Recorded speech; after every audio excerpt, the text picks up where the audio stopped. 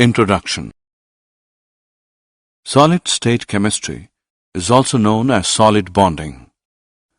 A chemical bond is a net attractive force which holds two particles, atoms, molecules, ions together to form a new solid.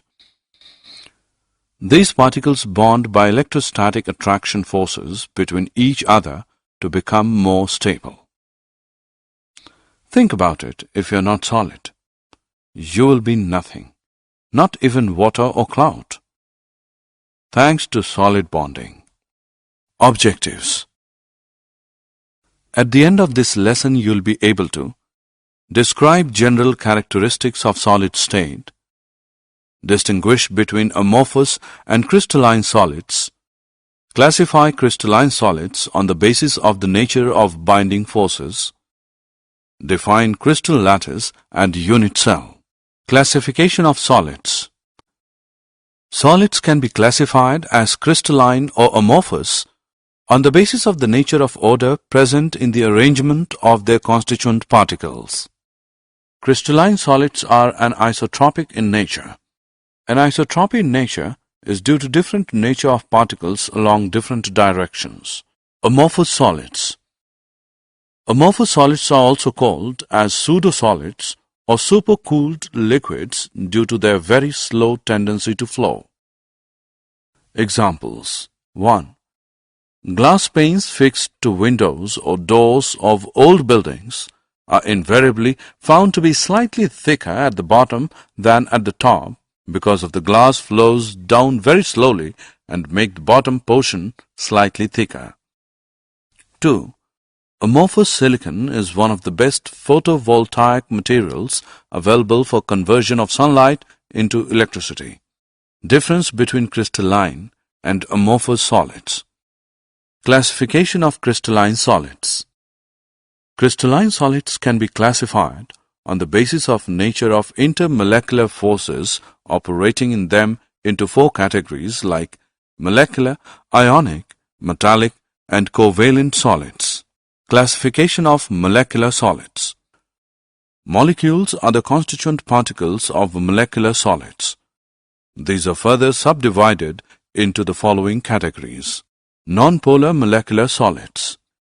These solids are soft and non-conductors of electricity. They have low melting points and are usually in liquid or gaseous state at room temperature and pressure. The atoms or molecules are held by weak dispersion forces or London forces. Example, H2, Cl2 and I2. Polar molecular solids. The molecules of substances are formed by polar covalent bonds. The molecules are held together by stronger dipole-dipole interactions. These solids are soft and non-conductors of electricity. Their melting points are higher than those of nonpolar molecular solids. Examples, HCl, SO2, hydrogen-bonded molecular solids. The molecules contain polar covalent bonds between H and F, O or N atoms. They are non-conductors of electricity. They are volatile liquids or soft solids under room temperature and pressure.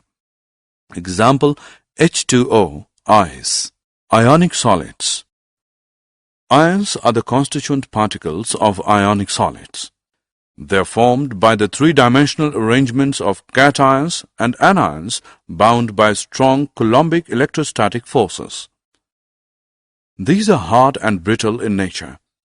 They have high melting and boiling points. They are electrical insulators in the solid state. They conduct electricity in molten state or when dissolved in water. Metallic solids. Metals are orderly collection of positive ions surrounded by and held together by a sea of free electrons. These electrons are mobile and are evenly spread out throughout the crystal. These free and mobile electrons are responsible for high electrical and thermal conductivity of metals. Covalent or network solids. Covalent bonds are strong and directional in nature. Therefore, atoms are held very strongly at their positions. Such solids are very hard and brittle. They have extremely high melting points and may even decompose before melting. They are insulators and do not conduct electricity. Examples: diamond, silicon carbide. In graphite, carbon atoms are arranged in different layers, and each atom is covalently bonded to 3 of its neighboring atoms in the same layer, which can slide one over the other. This makes graphite a soft solid and a good solid lubricant. Crystal lattices and unit cells.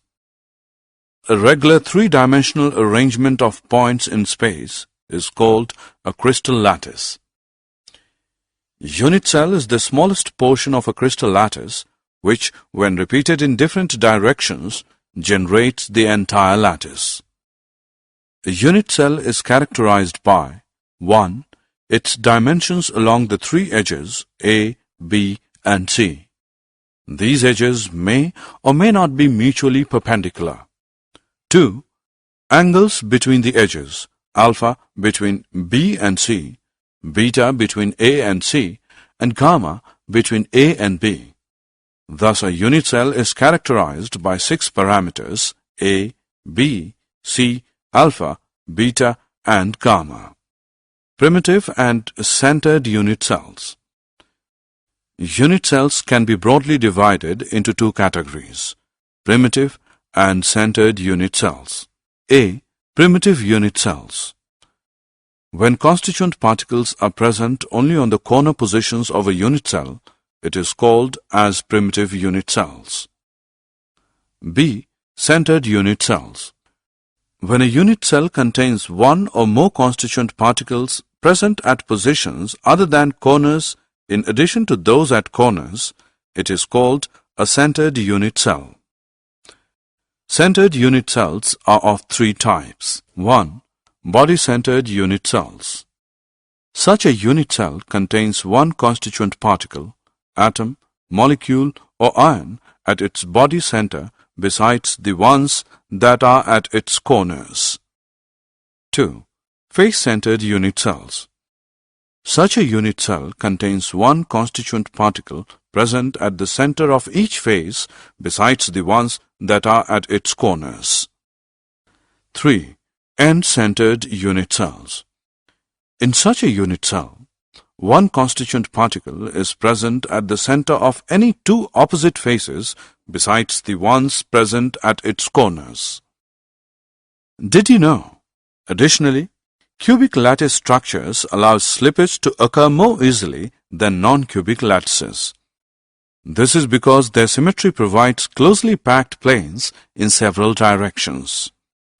A face-centered cubic crystal structure will exhibit more ductility, deform more readily under load before breaking than a body-centered cubic structure.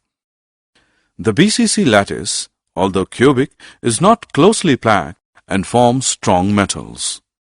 Alpha iron and tungsten have the BCC form. The FCC lattice is both cubic and closely packed and forms more ductile materials. Gamma iron, silver, gold, and lead have FCC structures. Finally, HCP lattices are closely packed but not cubic. HCP metals like cobalt and zinc are not as ductile as the FCC metals. Summary. Let us summarize what we have learned. Solids have definite mass, volume, and shape. In amorphous solids, the arrangement of constituent particles has only short-range order, and consequently they behave like supercooled liquids. In crystalline solids, there is long-range order in the arrangement of their constituent particles.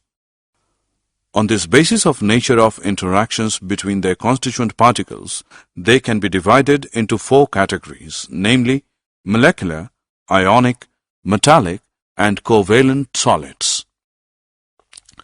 The constituent particles in crystalline solids are arranged in a regular pattern which extends throughout the crystal called crystal lattice.